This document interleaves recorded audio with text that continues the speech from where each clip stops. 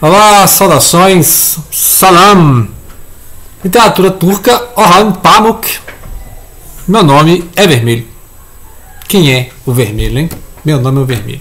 Esse é um romance histórico, né? Então, o Pamuk está falando lá da Turquia do Império Otomano, século XVI, XVII, né? O ápice do Império Otomano.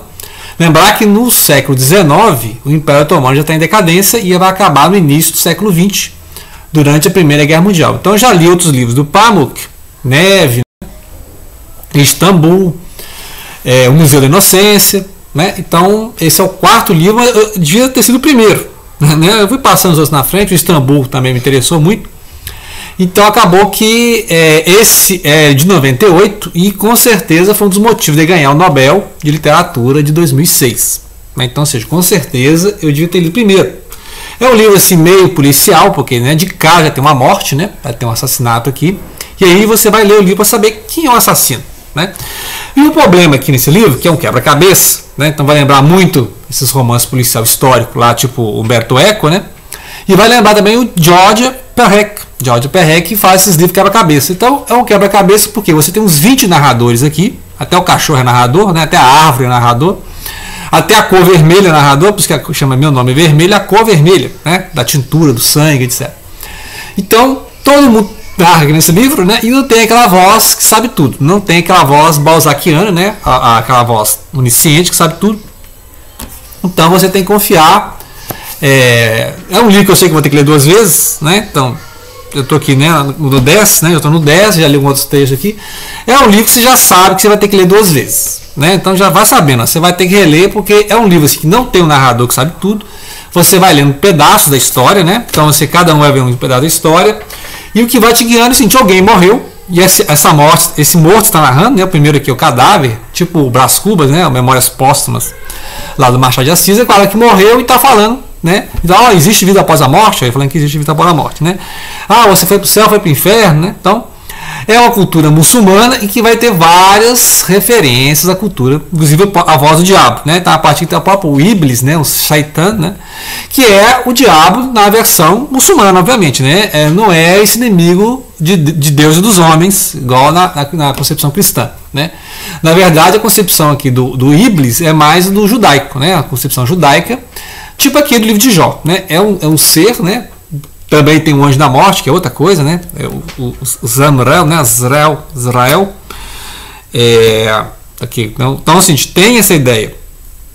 Que parece no cristianismo misturar as duas coisas, né? O anjo inimigo do ser humano, inimigo de Deus, e o anjo da morte, né? Então, as coisas. Mas aqui, o Iblis também tem voz falando assim: olha, eu sou um cara orgulhoso, né? Eu sou orgulhoso, sou um feito de fogo e não quis, né, me postar, me humilhar para um ser de barro, que é o caso do ser humano, né? O ser humano é feito do barro.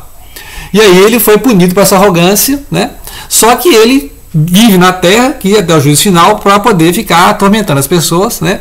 Então ele sabe que não pode ser inimigo de Deus, né? Então ele vai dar a versão dele da história, então tem sim, né? Ele vai colocando um monte de coisa assim, engraçada, tem a árvore contando a parte da história, tem um cachorro, o cachorro geralmente é desprezado, né? Pelos muçulmanos, assim, não é. Eles não gostam muito de cachorro, né? É uma coisa impura, eles consideram impuro. Então o cachorro também tem voz aqui no livro. E tem várias referências ao Épico dos Reis. O Épico dos Reis é tipo a Eneida, é tipo a Ilíada, é tipo o Beowulf, é tipo a Lusíadas, né? Lá dos persas, né? Então, assim, vários países que têm cultura persa, né? Do Afeganistão até a Turquia, eles gostam muito dessa cultura, né? A enorme poesia do Ferdowsi, que vai contar a epopeia dos semideuses, né? Heróis das sagas da Pérsia, né? Os Shahnameh, né? Shah é o rei, né? O grande rei. E aí tinha uns heróis lá que é tipo no Rei Arthur, no Hércules, né? Vai matar dragão. Então é isso, é uma epopeia que, se você ler lá os livros, né, do Khaled Hosseini, lá do, né, o Caçador de Pipas, por exemplo, vai falar desse livro, né? Os meninos leem na escola. E você vai ver dos turcos também. Então, por quê? Porque, por exemplo, os turcos seljúcidas, como a gente viu naquele livro lá, o Físico, né, ou o Médico, do Noam Gordon, quando os seljúcidas, são tribos turcomanas, né, tomaram conta ali do império do Shah da Pérsia, né, e depois foram até a Anatólia, depois tem os otomanos, etc., eles foram adotando a cultura persa. E assim como os afegãos, né? Os afegãos farsi, né? E tem, porque tem várias etnias na Afegão. Então, os afegãos, né? E você tem os Pashtu. Pashtu é outra etnia e tem aqueles mais ligados ao Paquistão. Então tem umas diferenças assim, que é quando a gente leu lá o Hussein, né? O caçador de pipa. Então é interessante que o pessoal mistura muito, né? Os persas, os turcos e os árabes.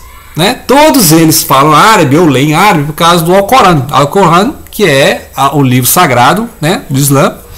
Então todos eles conhecem, só que o persa é uma língua, é uma cultura persa. O turco é uma língua, cultura turca. E os árabes, obviamente, cultura árabe, né?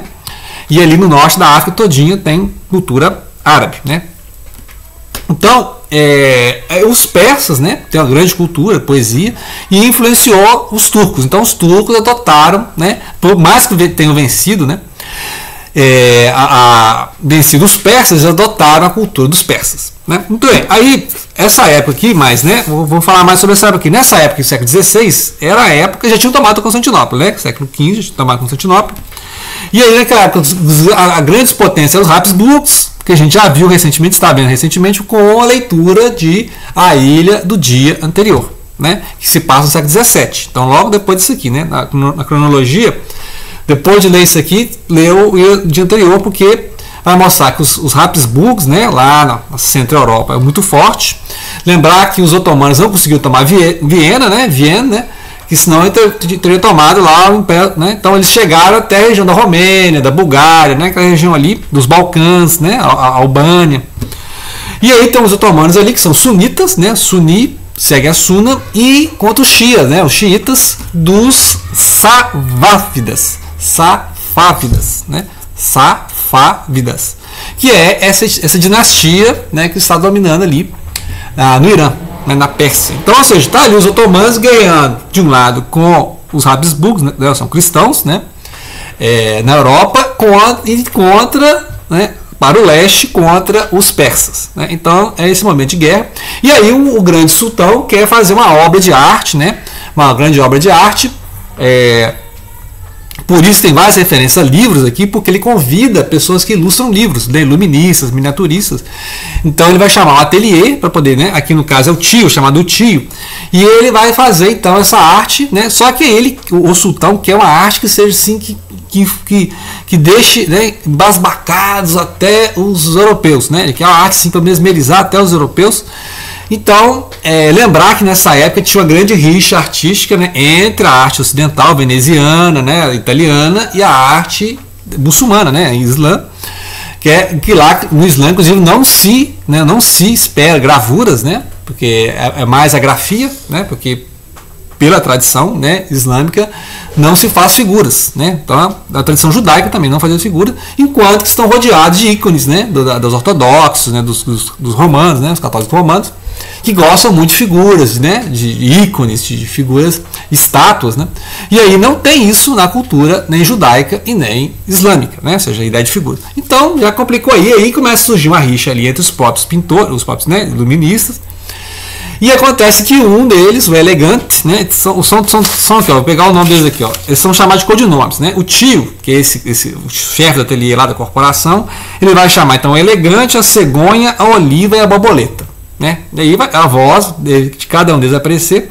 E alguém matou o Elegante. Né? Então, ou foi a Cegonha, ou a Oliva, ou a Borboleta, ou outra. E aí, esse tio, né, tem um sobrinho, né, que é chamado de Negro, um negro. E aí, esse negro vai ajudar a investigar isso aí. Né? Ele vai ajudar a fazer essas gravuras e vai investigar. Ele tem 12 anos que ele saiu de Istambul, está voltando, né? E aí a parte que ele narra, ele é muito saudosista, comparando a cidade antiga com a cidade da época, né? E outra coisa, ele é apaixonado pela filha do tio, né? Ou seja, pela prima dele, que é a Shekuri. E aí também tem a voz da Shekuri, tem a voz dos filhos, né, da Shekuri, que a Shekuri, ela não esperou esse primo, ela casou, né? Casou com um soldado, o soldado foi para a guerra, né? O soldado foi para a guerra, só que sumiu, né? Não sabe se, né, sumiu, se foi sequestrado pelos inimigos, se, né? Se ele se desertou e sumiu, então sumiu, então ela como ninguém viu, não tem corpo, ela não é viúva, né, oficialmente, então ela não pode casar de novo. Quem sabe se ela pudesse casar de novo, casasse com o negro, né? Esse narrador chamado Negro. E aí tem a voz do assassino, que tem que ler a história para saber quem que é o assassino, né? É a cegonha? É a oliva ou é a borboleta? Quem quer que sejam essas pessoas, né? Que também codinomes aqui. O mais estranho é a própria cor vermelha, né? Meu nome é vermelho, a própria cor vermelha fala: eu sou a cor que ilustra os pergaminhos, eu sou a cor que ilustra, né, o Xanamé, né? Esse época dos reis. Tem várias referências às histórias do Xanamé, que é tipo as 1001 Noites da Pérsia, né? Cheio de história, dentro de história, a mesma coisa, né? Então até fiquei curioso de ler esse livro, que várias referências, tem que ler esse livro, né? Vamos pesquisar esse livro, quem sabe faz um vídeo sobre Xanamé ou o Épico dos Reis, né? Poesia persa. Então, você tem a narrativa então, do negro, né, que vai trabalhar lá com esse tio. Esse tio está querendo saber quem que matou lá o elegante, né, que o elegante sumiu da história. Ele já sabe que ele morreu porque ele é a primeira voz, né, o morto que narra a história. Você tem a narrativa da Esther, que é uma onda judia, né? Os judeus também estão na história aqui, os judeus, né? Lembrar que no Império Otomano os judeus também tinham ali a sua vida religiosa, né, cultural. Não eram perseguidos igual na Europa, né? Na Europa, depois do século, a gente vai ver nos próximos vídeos aí, é quando os judeus, né, e os islâmicos foram perseguidos na Europa depois da conquista dos reis católicos, né? A gente lê o livro O Último Judeu, do Noam Gordon, que fala justamente aí, né? Então, e aí muitos desses judeus foram para o Império Otomano, né? Então eles aparecem, né? Então a Shekuri pede a essa judia, né, a vizinha lá, para entregar uma carta para o negro, né? Então tem todo um romance, possível ou não, tem que ler a história, possível ou não, tem todo um romance, que é essa questão do negro aqui, né, ser apaixonado pela Shekuri e vai ser correspondido. A Shekuri vai saber se é viúva ou não, né? Então você tem que saber então quem que matou o iluminista aqui, né, o gravurista, que é chamado de Elegante, Elegante Effendi. Quem que matou, né, se é um dos colegas dele, parece que é um dos colegas dele. Por que matou, né, porque não concorda com as ilustrações, né? Ou é por vaidade, né? Vaidade, assim, tá? Porque ele desenha melhor do que eu, né? Ele vai se destacar mais do que eu. Numa época em que o talento individual não era reconhecido, né? Não tinha essa ideia igual tinha em Veneza, né? Lá, né, os renascentistas. Esse é o Michelangelo, isso aqui é o Leonardo da Vinci, isso aqui é o Rafael Sanzio, né? Aqui não, aqui não tinha muito, era o ateliê lá, a corporação, não tinha muita questão de um artista, né? Isso é questão ocidental, né? Então o que eles faziam? Eles seguiam a tradição de gravuristas, grafismos, né? Grafismos, eles ilustram com as próprias letras, né, do alfabeto árabe ou do alfabeto persa, né? No sentido de que é uma coisa coletiva e tradicional. Então não é a arte no sentido de uma coisa igual a gente pensa no Ocidente. O artista tem que sempre ser, né, melhor que o outro artista, destacar, ter um estilo artístico pessoal, né? Porque se eu lembrar que até o romantismo, né, a ideia era repetir os clássicos, né, o classicismo, né? Então o Lusíadas tem que parecer igual a Eneida, tem que parecer igual a Ilíada, parecer igual a Odisseia, né? Depois do romantismo, que é o Lord Byron, né, Alves de Azevedo, Castro Alves, o gênio da rádio, né? Aí que essa ideia do romantismo, que é uma coisa, né, já na tradição do 18 para o 19, é que essa ideia de um talento pessoal, né? E a mesma coisa que a arte oriental, não. A arte oriental pressupõe uma escola artística, uma tradição artística, né, um ateliê ali. E possivelmente esse Elegante começou a fazer coisa muito elegante, muito glamurosa lá, e aí os caras ficaram com inveja dele e um deles resolveu eliminar, né, esse gravurista, né?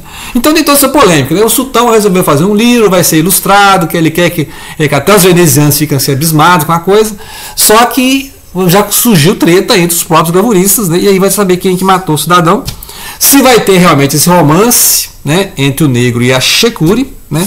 E aí vê esses narradores, né? Tem vários narradores aqui. Você tem Meu Nome é Vermelho, a cor vermelha, né? Você tem mais aqui o do... sim, tem várias, aí várias referências ao Xanamé, né? Porque aí você tem que ler o Xanamé. Tem 10 narradores, uns 20 narradores diferentes, inclusive tem os derviches. Os derviches são aqueles sufistas, né? Eles fazem a meditação em movimento, eles vão girando, e são geralmente assim monges, né? Monges pobres, né? São tipo os franciscanos da Turquia, né? Porque eles fazem voto de pobreza, se vestem muito humildemente, né? Então tem essas várias vozes da cultura turca, né? Lembrar que o sufismo é muito forte, né? Lembrar do Rumi, né? Rumi levou para a Turquia, então assim, é muito forte nem todo sufista é um derviche, né? Assim, né? Tem várias escolas, né? Vários mestres do sufismo, que é essa parte mais esotérica e mística do Islã, e os derviches são aqueles que fazem meditação em movimento, circulando, girando, né? Então tem toda a técnica assim, né? É tudo iniciação mesmo, iniciação. Então ele vai mostrando todas as culturas com esses vários narradores. Então aguardem mais um vídeo que eu vou tentar entender, né, e falar, fazer um resumão do que é esse livro, ok? Então, grato pela atenção e não deixem de compartilhar.